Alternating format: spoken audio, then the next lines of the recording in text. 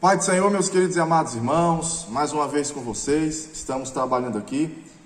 Hoje, a 10ª aula desta revista Sacrifício no Plano da Redenção. Estamos, irmãos, com muita alegria, chegando ao nosso 5º sacrifício, ali do sistema israelita, o qual fala de verdades profundas que se cumpre em Cristo Jesus.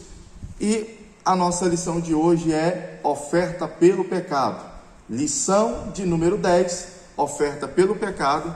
Nós vamos trabalhar aqui na página 68, certo? E aqui na nossa tabela, ali na página 91, é esta oferta aqui, irmãos. Essa oferta cinza, onde tem um carneiro aqui, como símbolo desta oferta. Oferta cinza, né? Oferta de prata.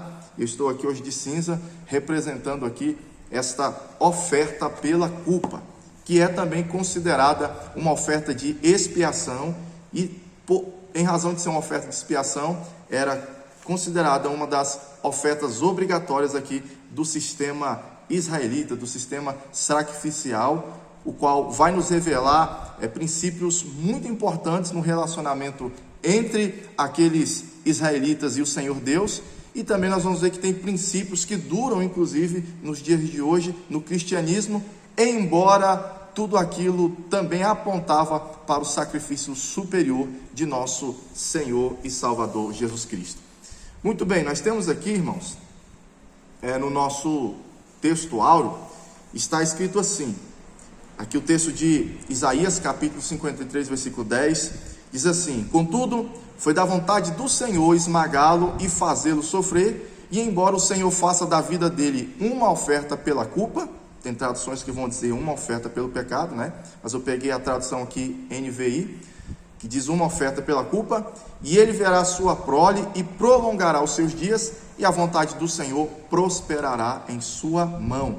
Veja aqui, irmãos, que já nos dias do profeta Isaías, que foi um homem de Deus, conhecido como profeta messiânico, em razão de grande parte de suas profecias falar do futuro, falar até de forma poética, como seria a vinda de nosso Senhor. O que ocorre, irmãos? Ele já começa a falar de Cristo, do seu sofrimento ali no capítulo 53, exatamente na figura da oferta pela culpa, e também, obviamente, na figura da oferta pelo pecado. Então aqui nós já começamos a ter uma ideia clara de que Deus estava apontando que aqueles sacrifícios, na verdade, iria se cumprir definitivamente através de uma pessoa. Não era qualquer pessoa, mas uma pessoa, um ungido, um Messias, né? Uma pessoa separada por Deus para cumprir aquela missão, certo? Então vamos lá. Hoje nós vamos falar um pouco sobre a oferta pela culpa e a sua significação, né? Qual é o seu papel dentro da liturgia ali entre os israelitas. E como de início, irmãos, nós colocamos aqui que a oferta pela culpa é também considerada como uma oferta de reparação, e o termo é oriundo, né, da palavra hebraica Hashem, que significa compensação pela ofensa, certo? E ali nós colocamos aqui a explicação de Wisby, dentre vários teólogos, vários comentaristas. Eu achei interessante aqui a distinção que ele faz entre a oferta pelo pecado e a oferta pela culpa, né? A oferta pelo pecado, segundo o que nós já estudamos, o Wisby vai dizer que se concentrava em alguma transgressão da lei feita sem intenção premeditada e enfatizava a culpa do transgressor diante de Deus. Lembra que na aula passada nós falamos que a oferta pela culpa trata-se de pecados ali feitos sem intenção, né? De forma até sem querer, né? Em razão da sua natureza caída. Pois é, nós vimos que o sem querer também, irmãos, torna um homem culpado diante do Senhor, né? Então, essa culpa que ele tem em razão de ter cometido pecados é que vai fazer com que essa pessoa seja então expiada através da oferta pela culpa. E, melhor dizendo, através da oferta pelo pecado. Então, a oferta pelo pecado vai tratar dessa condição pecadora do ser humano, no qual ele se tornou culpado em razão da sua natureza pecaminosa, certo? Então o sem querer também torna o homem culpado, por isso era oferta pelo pecado, certo? E a oferta pela culpa, que nós estaremos estudando nesta lição de hoje. A oferta pela culpa, irmãos, ela se referia a pecados individuais que afetavam pessoas e propriedades, pelos quais era possível fazer a restituição, e enfatizava o dano causado a outros pelo transgressor. Quer dizer, na primeira oferta, nós vimos que na oferta pelo pecado vai tratar da situação do ser humano ali, da sua culpa, né, diante de Deus, né? Ele pecou, ele é culpado, então vai tratar desta área, né, da sua tendência pecaminosa, mas da sua situação também pecaminosa diante de Deus. Mas a oferta, irmãos, pela culpa, ela vai tratar exatamente dos danos que o pecado deste pecador causa, os danos que ele causa a si próprio, os danos que ele causa ao seu semelhante, certo? E os danos que ele também vai causar à obra de Deus. Então, pecado pela culpa vai ser uma forma de reparar os prejuízos causados pelo pecado deste transgressor, certo? Então essa é a nossa linha de interpretação, esse vai ser o nosso norte dentro desta lição. Então nós podemos aqui separar, irmãos, as categorias de pecados que são expiados por meio da oferta pela culpa, de três formas nessa lição. Nós vamos falar sobre os pecados expiados pela culpa, sendo os pecados ocultos, os pecados de sacrilégio, e por fim nós vamos falar sobre os pecados contra o próximo, né? São três categorias diferentes que a oferta pela culpa vai, no caso, tentar reparar o prejuízo ali causado ali pelo pecador. Então vamos começar aqui pelos pecados ocultos. Está ali o versículo Levítico, capítulo 5, versículo 1 ao 4. E é importante nós lembrarmos, irmãos, que nós já havíamos falado na lição anterior que não havia sacrifício de expiação para os pecados voluntários, né? Aqueles pecados premeditados, que a pessoa tem a intenção de fazer. Por quê? Porque eles eram considerados uma atitude orgulhosa, uma atitude arrogante, era um desafio velado ali contra a santidade de Deus, contra o caráter moral de Deus, e em razão disso, Deus não aceitava ali, meus amados, esse tipo de pecado. Especialmente o que nós falamos na aula passada, que seriam 4 tipos de pecados, né? Que era a idolatria, o adultério, o assassinato e a blasfêmia, conforme está ali em Números capítulo 15, versículo 31 ao 30. Bem, já explicamos isso na aula passada. Mas aqui, irmãos, nós vamos entender que fora esses 4 pecados, também existiam vários outros pecados que não tinha tamanha gravidade, mas que também, irmãos, as pessoas faziam sabendo que era errado, certo? E aí como é que ficava a situação dessas pessoas? Está aqui, ó, nas faltas mais leves e cometidas por fraqueza, o que acontecia? Mesmo feita de forma consciente, esses pecados poderiam ser perdoados por meio da oferta pela culpa, mas o critério é o seguinte: nós não colocamos aqui, mas eu já posso adiantar para você. Primeiro tinha que ter o arrependimento. Lembra que nós falamos de Davi, que foi perdoado inclusive pelos pecados que não havia expiação? Pois é, então o ser humano ele tinha que estar arrependido. Só que o arrependimento é uma coisa muito particular, muito individual do ser humano, não dá para a gente ler o coração das pessoas, né? Mas ali, diante do ritual, a pessoa primeiramente ela tinha que fazer a confissão, porque na confissão ela reconhecia a culpa, né, o erro que ela cometeu, e assumia a sua culpa ao cometer aquele pecado, e ela deveria também fazer a reparação do erro. Então não era só a pessoa estar arrependida, né, e confessar, não, eu errei. Ela tinha que consertar o erro, porque se ela não consertasse o erro, irmãos, como é que ficaria a situação da pessoa a quem ela prejudicou? Então os erros que poderiam, né, obviamente ser reparados, certo? A pessoa ia lá, ia ter que corrigir, ia ter que realmente, vamos dizer, tentar tampar aquele buraco que ela mesmo abriu, que ela mesmo causou. Ela tinha que reparar aquele prejuízo que ela realizou, certo? E o que ocorre? Dentro aqui desses pecados ocultos, nós vamos trabalhar aqui exatamente, irmãos, três principais que são mencionados aqui no livro de Levítico. Existem outros, mas aqui o livro de Levítico vai mencionar os três principais, que, por exemplo, seria omitir a verdade num depoimento.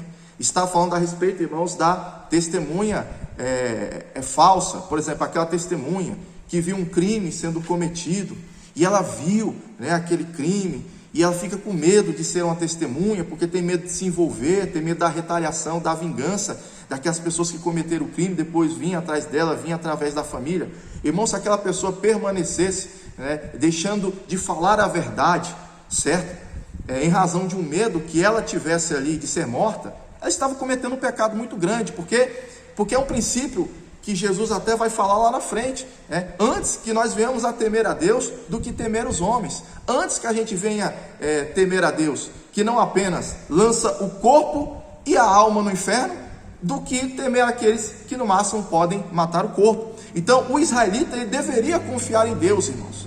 Ele deveria confiar em Deus e falar toda a verdade, porque veja, se a pessoa ela sabe da verdade acerca de um crime e ela não fala, ela está permitindo que uma injustiça continue ocorrendo no meio de uma congregação santa. Então a pessoa ela tinha que falar, ainda que esta verdade custasse a sua própria vida, mas ela tinha que amar a Deus muito mais do que a sua própria vida, se necessário fosse. Então, irmãos, isso era essencial, era fundamental para que pudesse haver uma situação mínima de justiça ali naquela terra. Então ela poderia ser chantageada, ameaçada, certo? Mas ela deveria temer muito mais a Deus e falar a verdade do que estar numa situação de pecado, omitir a verdade, deixar que o prejuízo ficasse ali na vida de uma pessoa, a injustiça na vida de uma família e muitas das vezes ali o injusto continuar ali andando livremente, certo? Então era uma atitude que a pessoa tinha que ter diante de Deus.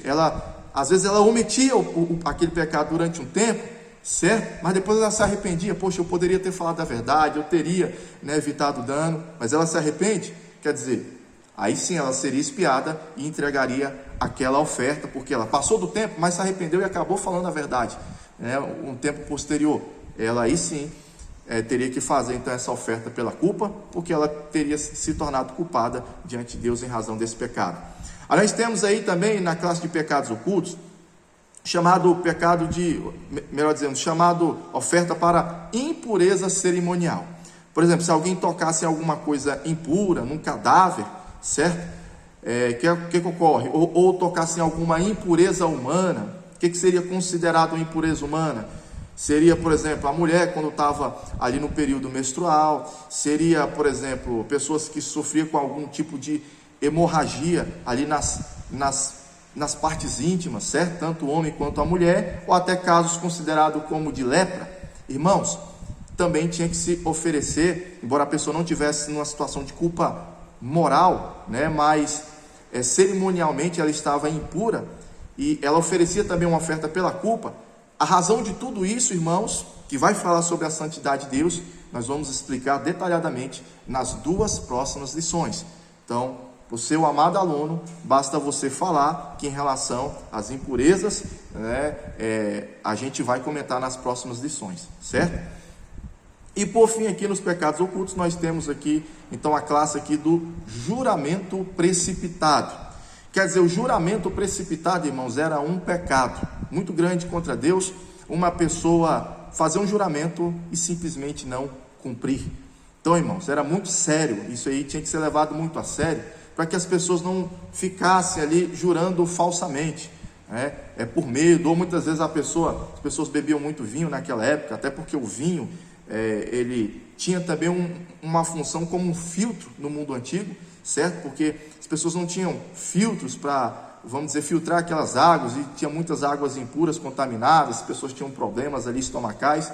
O vinho servia ali até como uma forma de, vamos dizer, de matar as bactérias dentro do organismo, certo? Então as pessoas tomavam muito vinho, só que às vezes as pessoas extrapolavam, acabavam fazendo juramentos precipitados, certo? Às vezes até brigava, fazia um juramento, estava alegre demais, fazia um juramento que não podia cumprir, a pessoa cometeria um pecado. Então todas as pessoas teriam que estar atentas que elas não poderiam fazer juramento precipitado, porque se em algum momento fizesse, estariam cometendo pecado e ali teriam que oferecer uma oferta pela culpa, certo? Então, nós vemos isso muito claro, que no Novo Testamento, inclusive, Jesus elimina essa questão do juramento. Ele disse para os seus discípulos: aqueles que me seguem, eles têm que ser conhecidos pela verdade. Se eles falaram que era sim, não precisa jurar para acreditar que eles vão cumprir o sim. Se eles falaram que é não, então não precisa jurar para acreditar que essa pessoa está falando a verdade. Por quê? Porque a gente não é obrigado, irmãos, a dar um sim ou não para a pessoa, certo? A gente não é obrigado. Mas quando a gente falar, a gente tem que cumprir o sim ou tem que cumprir o não.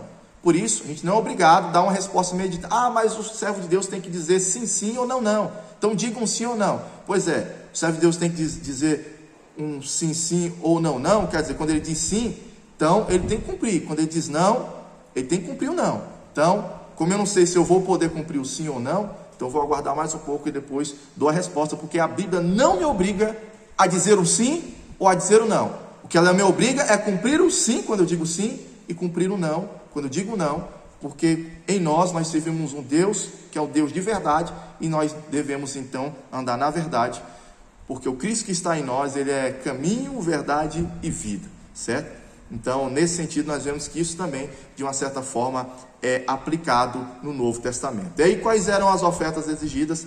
As ofertas eram exigidas, meus irmãos, conforme a condição do indivíduo. Ele não poderia oferecer nem mais e nem menos, né? Então, o que ocorre? No caso, o indivíduo tivesse ali, em plenas condições financeiras, de oferecer uma cordeira ou uma cabrita como oferta pelo pecado, para ser expiado no altar, ele ofereceria. Se ele não tivesse condições de oferecer esses animais, poderia ser 2 rolinhas ou 2 pombinhos, que era uma oferta que qualquer pessoa, assim, de classe baixa, qualquer pessoa pobre, tinha condições de ofertar. Agora, se a pessoa era paupérrima, que não tinha condições nem mesmo de oferecer 2 rolinhas ou 2 pombinhos como oferta pelo pecado, ela no mínimo tinha que oferecer 2 litros, não de qualquer farinha, mas da flor de farinha, porque, irmãos, o pecado tinha que custar alguma coisa sim para o adorador, e ele tinha que ter a consciência disso, certo? Então nós falamos aqui sobre os pecados ocultos, e agora nós vamos falar, irmãos, sobre os pecados de sacrilégio, que também carecia de uma oferta pela culpa. Bem, os pecados de sacrilégio, eles estão inseridos dentro de uma espécie de pecados que eram entendidos como pecados de quebra da aliança, certo? Pecados de quebra da aliança. Isso por quê, irmãos? Porque, vamos dizer, o texto diz aqui que ele referia-se, de modo geral, à profanação de áreas ou de objetos sagrados. O pecado relacionado à oferta de restituição era a apropriação de algo sagrado para ser usado na esfera profana. Quer dizer, seria um pecado que a pessoa cometia contra as coisas sagradas, contra a obra de Deus, contra o sistema religioso como um todo, certo? Por exemplo, Saul, quando ele se antecipa ao profeta Samuel e oferece sacrifícios, com medo de sair para a guerra, porque estava muito apressado e não dá tempo de Samuel voltar a tempo, os inimigos invadir, o que ele faz? Ele usurpa um lugar que não era dele. Então ele comete o que? Um pecado de sacrilégio, um pecado muito grave.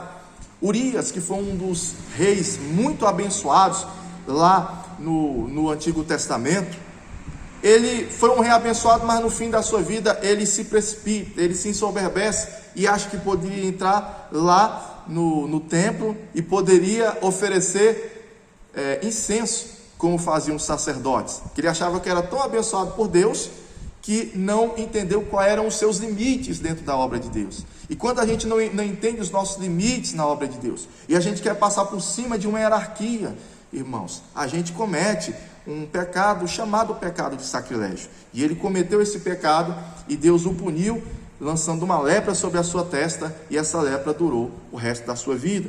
E nós temos um caso mais triste da Bíblia, que é quando, ali no momento que o povo já estava no cativeiro da Babilônia, Nabucodonosor levou os objetos sagrados para lá. Lógico que tudo isso aconteceu porque a presença de Deus saiu ali daquele ambiente, senão quem tocasse até ia ser morto. Mas saiu por quê? Porque o povo já havia se distanciado do Senhor, já havia profanado tudo, e Deus já havia saído de lá, certo? Mas aí o que acontece? Um rei, ali, filho, ou se não me engano, neto de Nabucodonosor, chamado Belsazar, este rei, embriagado com vinho em uma festa, o que acontece? Ele resolve profanar os templos, resolve profanar aqueles objetos que eram usados para o serviço de Deus, que estavam guardadinhos ali na despensa de Nabucodonosor. Ele pega e resolve tomar vinhos, enfim, fazer algazarra com os objetos sagrados. Quer dizer, usa numa esfera, vamos dizer, profana aquilo que era sagrado. Quer dizer, tudo que a gente pega da obra de Deus e a gente usa, a gente promete entregar algo para a obra de Deus. Senhor, eu estou entregando esse carro para a tua obra. Só que você não usa o carro na obra, você usa o carro para a sua vida secular. Não é errado você fazer isso. O que é errado é você prometer usar aquilo para Deus e você usa para uma esfera secular e acaba não usando para Deus. Isso aí é um erro, certo? Então a gente não pode tomar esse tipo de atitude. Belsazar, ele pega aquilo que era consagrado a Deus e usa na sua vida secular. O que acontece? Ele comete uma profanação e recebe uma punição vinda do Senhor. Então, dentro da obra de Deus, funciona da mesma forma. O templo, as coisas de Deus, tudo que é separado para uso do Senhor, a gente tem que ter um cuidado, a gente tem que ter um carinho. Embora nós não vivamos mais no sistema do Antigo Testamento, nós devemos entender, que as liturgias se cumpriram, os sacrifícios se cumpriram, mas os princípios, eles vão continuar também no Novo Testamento. Então, quais princípios a gente tira daqui, por exemplo? Dessa primeira parte que nós falamos, o cuidado e o zelo com as coisas que nós dedicamos para o serviço do Senhor. A nossa própria vida, irmãos, uma vez que ela é consagrada ao serviço de Deus, nós devemos ter muito cuidado, para que a gente não se dedique só na esfera secular e deixe as coisas de Deus de lado. Por quê? Porque de uma certa forma a gente quebra o princípio, ali da nossa consagração a Deus, da nossa vida dedicada ao Senhor. Então, é mais ou menos isso. Claro que não no mesmo rigor que ocorria ali no Velho Testamento, certo? Mas a gente pode aplicar princípios interessantes para que a gente possa viver com temor e amor, entendendo que nós servimos um Deus que está no céu, mas aqui na terra, irmãos, nós temos um sistema da vida cristã que ele deve ser levado com muito carinho e com muito cuidado dentro da obra de Deus. E aí nós vamos então, dentro desses pecados de sacrilégio, nós vamos falar de algo que se chama a retenção involuntária das coisas sagradas. Presta atenção nisso aqui. Isso aí ocorria quando alguém deixava de entregar uma oferta exigida na lei ou dízimos, seja por esquecimento ou por ignorância. Ao reter consigo o que pertencia a Deus, quer dizer, a pessoa deveria entregar a Deus, mas ela não entregou. O que ela fez? Ela tomou para si aquilo que é de Deus, O indivíduo se tornava culpado e tinha que ofertar um carneiro sem defeito para a expiação do pecado e tinha que indenizar o sacerdote com o que ela reteve para si, que era para ser entregue a Deus, mais uma multa de 1/5 daquilo que ela havia retido, Enfim, o que acontece, irmãos? Isso era feito, primeiramente, porque Deus manteve o sistema religioso para ser sustentado ali pelos dízimos e pelas ofertas ali dos israelitas. Deus separou a tribo de Levi só para se dedicar exclusivamente ao serviço do Senhor. Eles não poderiam se envolver na vida secular, não poderiam realizar nada, ali no mundo, mas deveria se dedicar apenas ao serviço do Senhor. E para isso, irmãos, quem estava sendo beneficiado com o serviço dele? O próprio povo. Então o povo tinha que sustentar aquele sistema através dos dízimos e através das ofertas. Quando o povo não fazia isso, estavam retendo, não era aquilo que pertencia aos sacerdotes, mas o que pertencia a Deus, porque era entregue a Deus, certo? E quem administrava o que era de Deus eram os sacerdotes. Então, uma vez que a pessoa recebia algo de Deus, nas colheitas, enfim, no seu salário, a pessoa já entendia que 10% daquilo tinha que ser devolvido para manter o sistema religioso, porque se a pessoa não fizesse isso, irmãos, colocava em risco o que havia de mais importante em Israel, que era exatamente o sistema religioso, não a vida social, a vida secular. O que é de mais importante em nós é a vida espiritual, irmãos. E nós temos que ter um cuidado, um carinho muito grande com essa questão. E isso é importante, irmãos, nós entendemos que, embora o Velho Testamento fosse cumprido, a oferta pela culpa, ela foi cumprida em Cristo, mas como eu falei, os princípios que estão inseridos no Novo Testamento, eles continuam, que estão inseridos, melhor dizendo, no Velho Testamento, eles são transferidos para onde? Para o Novo. As liturgias foram cumpridas, né? Mas os princípios, eles permanecem. Você quer um exemplo disso? Vamos falar, por exemplo, do adultério. O adultério, ele era o quê? Pena de morte, né? As pessoas tinham que ser apedrejadas. O que Jesus fez quando levaram uma mulher pega em flagrante adultério? Ele livrou ela de quê? Da pena de morte, certo? Não foi isso? Por quê? Porque ali já estava uma demonstração, irmãos, que a misericórdia de Deus, ela ultrapassaria o sistema de sacrifício. Lembra que o sacrifício ele não poderia alcançar o perdão de uma pessoa que cometia esses determinados crimes? Pois Jesus já estava mostrando, irmãos, ali, que nele e no seu sacrifício atingiria o perdão, inclusive, para todo tipo de pecado que a lei não conseguia, né? Vamos dizer assim, que a lei não conseguia cobrir. Mas por causa disso, por Jesus ter livrado ela da morte, Jesus falou: olha, continua do jeito que você está? Não. O que ele disse? Vai e não peques mais. A partir de agora, acabou o adultério para você, filha. Entendeu? Inclusive nos ensinos dele, ele foi ainda mais rígido do que a lei. Porque a lei dizia que se pegasse alguém, é adultério, certo? E que a gente não poderia desejar o que era do próximo. Pois Jesus dizia: ó, se você no seu coração está desejando, né, o cônjuge alheio, você já está cometendo um pecado, você já é culpado, certo? Então, Jesus, o que acontece?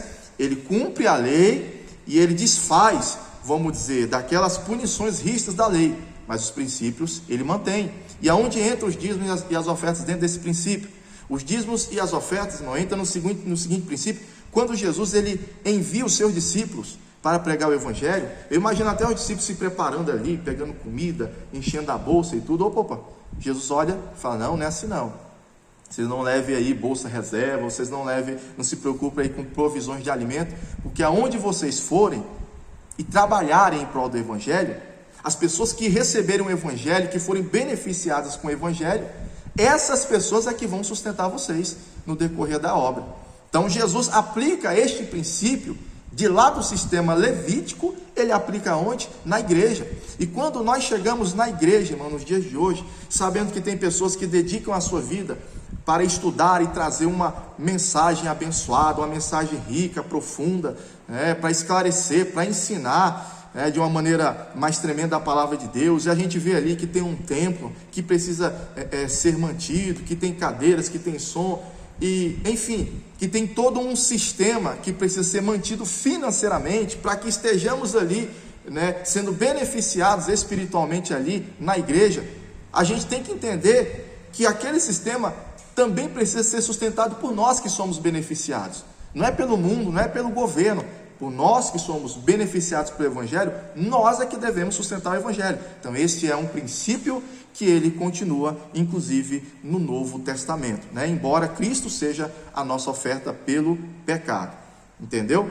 Então, nós vamos por fim, à terceira categoria de pecados que são ali cobertos através da oferta pela culpa, certo? Quais são os pecados que são cobertos pela oferta pela culpa? São os pecados contra o próximo e também era uma ofensa à santidade divina, visto que o protetor das pessoas é Deus, o qual não suporta a injustiça. E desse modo, ficou explícito que a comunhão com Deus também está ligada à comunhão com o próximo. Olha que interessante, irmãos. Então, para que as pessoas tivessem comunhão com Deus, é óbvio que elas tinham que ter comunhão com o seu próximo. Então, se elas pecassem contra o próximo, entenda, olha só, o que este princípio nos é aplicado, nos é ensinado. Quando nós pecamos contra o nosso próximo, o nosso semelhante, nós também estamos pecando contra Deus, porque Deus, Ele é o Pai de todos, e o nosso próximo, ele também é um filho de Deus, principalmente se ele for crente, Se ele não for crente, vamos dizer que ele é um filho perdido, mas todo ser humano, irmãos, ou são filhos perdidos, ou vamos dizer, são filhos que se encontraram com o Pai. E através de Cristo é que realmente nós somos feitos em verdade como filhos de Deus. Mas os demais seres humanos, irmãos, as demais pessoas, ainda que não se convertam, o que acontece? Deus tem também um cuidado sobre eles, e não quer que a gente cometa injustiça, porque se nós fizermos isso, é como se a gente estivesse cometendo uma injustiça contra o próprio Deus. E por isso, irmãos, no caso aqui, o culpado, ele deveria, ao cometer um erro, ao cometer alguma coisa contra o seu próximo, ele deveria se arrepender do seu pecado, confessar, o que ele fez e reparar o prejuízo que ele causou, certo? Então, tem que ter tudo isso tinha que ter tudo isso dentro do sistema de sacrifícios do antigo Israel. E hoje em dia, irmãos, muito mais nós temos que praticar essas coisas, porque nós não vivemos mais no período da lei, nós vivemos no período em que o Espírito Santo, irmãos, coloca a lei dentro de nós. Então não dá, irmão, sinceramente, não dá para a gente viver em comunhão com o nosso Deus, sabendo que tem algo que temos que reparar com o nosso semelhante. Quando eu vejo, às vezes, dentro da obra de Deus, pessoas com o coração endurecido, pessoas com inimizade, pessoas que não falam com a outra, pessoas que têm raiva da outra, sabe, ou não vai com a cara da outra, enfim, irmãos, são situações que, assim, a gente vê que realmente, irmãos, as pessoas precisam ter um encontro com Deus. Que é aquela pessoa que realmente ela tem um encontro com Deus e vive uma comunhão com Deus, irmãos, no que depender dessa pessoa, com certeza ela vai procurar a paz. Se ela viu que ela não encontrou a paz com aquela pessoa, até mesmo porque ela cometeu, sabe, uma injustiça, fez alguma coisa que feriu a pessoa, o que tem que acontecer? A pessoa tem que pagar um preço mesmo e orar para Deus curar, para Deus libertar, sabe? Porque enquanto nós estamos fazendo isso, a nossa parte, nós estamos livres, diante de Deus. Que a gente não pode é simplesmente ferir as pessoas e pedir perdão e dizer agora se vira. Não é bem assim. Se a gente feriu, a gente cometeu um dano a uma pessoa, a gente tem que reparar. Se a pessoa foi ferida por nossa causa, a gente tem que orar, tem que apresentar essa pessoa a Deus, para que Deus possa reparar nela o dano que nós causamos e que nós não podemos reparar. Entende? Aonde a oferta pelo pecado se cumpre em nós, a oferta pelo pecado, irmão, ela não apenas repara o dano que nós sofremos em razão do nosso pecado, porque nós cometemos pecados, irmãos, e esse pecado, ele causa danos à nossa alma. Tem pessoas também que cometem às vezes pecados contra nós e causa danos irreparáveis, e a pessoa está pouco se lixando com isso, e a gente fica sofrendo, a gente cria até traumas por conta desses pecados. O que acontece, irmãos? Em Cristo Jesus, Ele é a nossa oferta de reparação. Ele vai reparar o dano que nós sofremos, e também Ele vai reparar o dano que nós causamos às pessoas. Agora, em relação ao dano que nós causamos às pessoas, nós temos que entender que até que isso se cumpra, certo? Nós temos que estar orando e entregando a vida daquela pessoa nas mãos de Deus, e sempre procurar demonstrar amor, carinho, com essa pessoa, para que Deus possa restaurá-la e salvá-la, enfim, da mágoa pelo qual ela se encontra. Então, esse é o sentido, certo, da oferta pela culpa, ensinado ali no sistema antigo. E no sistema novo, na nova lei, Jesus, inclusive, ele ratifica, que o nosso relacionamento com Deus, ele depende também do nosso relacionamento com o nosso irmão. É tanto que ele diz ali, que antes de você entregar a sua oferta, você lembrou que tem alguma coisa com o seu irmão, vai lá e se reconcilia com o seu irmão. Que oferta o Senhor Jesus estava falando? Lá do sistema sacrificial ainda. Vocês estão entregando a oferta de vocês? Estão entregando o corban? Espera aí, lembrou que tem alguma coisa? Vai lá e resolve, e depois entregue ali o seu corban, para que você não faça um sacrifício de tolo, certo? Então, feito, irmãos, a aplicação desses ensinamentos que a oferta do pecado trabalhava com os israelitas e dos princípios que são válidos até os dias de hoje, nós vamos finalizar então esta lição falando dos procedimentos do ritual. Amados, de uma forma geral, nós temos que entender que tanto a oferta pela culpa e pelo pecado é diferente dos demais sacrifícios, porque os animais que eram mortos ali do gado, certo? Na oferta de holocausto, que é a oferta pacífica, pegava-se o sangue e derramava ali ao pé do altar. Mas na oferta pelo pecado e pela culpa, as duas ofertas, pegava-se o sangue, né, manchava ali nas quatro pontas do altar e o restante derramava ali na sua base. Vimos na aula passada que tinha uma oferta específica que ocorria no dia do Yom Kippur, que aí era levado lá para dentro do santuário, certo? Para as partes que estavam ali dentro do tabernáculo, se manchava ali, né, o véu, enfim, o altar de incenso, e colocava também sobre o propiciatório. Na oferta pela culpa, né, não entrava lá dentro, irmãos. Na oferta pela culpa, tudo era resolvido ali, nas pontas do altar, que estava ali no pátio, o altar de bronze, e o restante era derramado sobre a sua base. E as ofertas de ave seguiam o mesmo procedimento que ocorria no holocausto. Pastor, mas e quanto à oferta de farinha? Porque a oferta de farinha não tinha sangue. E a gente aprende lá no livro de Hebreus, capítulo 9, versículo 22, que sem o derramamento de sangue não há remissão de pecados. Não é verdade? Sim, é verdade. Mas vamos ler o texto aqui com mais calma e vamos refletir essa interessante observação. Lá em Hebreus capítulo 9, versículo 22 diz: com efeito, quase, não diz todas as coisas, diz assim: quase todas as coisas, segundo a lei, se purificam com sangue. Aí diz: sem derramamento de sangue não há remissão de pecados. Então vamos lá.